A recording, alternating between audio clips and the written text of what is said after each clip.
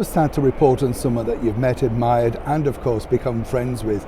We're talking of course about the wonderful and late now Leslie Jordan, the American actor, comedian, raconteur, general all-round wit. I wanted to share my memories with you because I was lucky enough to become friends with him, but more importantly, as I say, I truly admired his work. Hi, good morning, Neil Sean here in the very heart of London. Thank you so much for joining me. We're in St James's today. We're just gearing up for our brand new British Prime Minister, Rishi Sunak.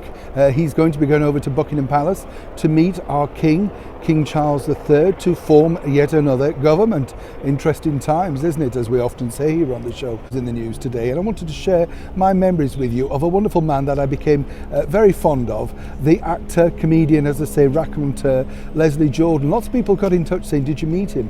Do you know, to many people he was of course the star of that brilliant comedy from NBC, Will and Grace, and at the time I was working for NBC, so I was lucky enough to go on set to meet these people, go behind the scenes, you know, the sort of thing, and it was great. But it was really over here in London that I got to know Leslie incredibly well. He came over to London with his one-man show, Life on the Pink Carpet. It was at the Shaftesbury Avenue Theatre, the Apollo. Incredible night when you think about it. You can see some of the footage over here at the side. Just a wonderful down-to-earth man, but of course complex, like a lot of performers are.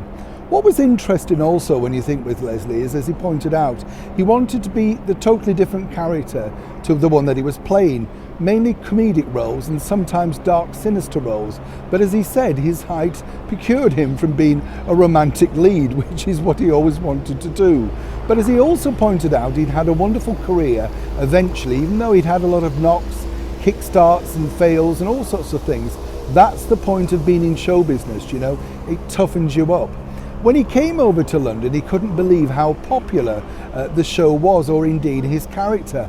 And there were plans for him to even work in some British sitcoms, and his big dream was of course to pop up in one of his all-time favourite shows, Midsomer Murders. That's right, absolutely adored the show and simply wanted to film in the beautiful countryside of Oxfordshire. Sadly, that dream never came around.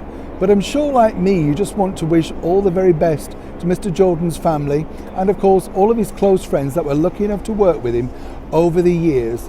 Plus finally, of course, for the many laughs, the fun, the hilarity, and more importantly, the memories that he's now left us with. Gone all too soon, as we often say here on the show, may this wonderful gentleman truly rest in peace. Leslie, it was truly a pleasure to meet and become friends with you. Neil Sean in the very heart of London.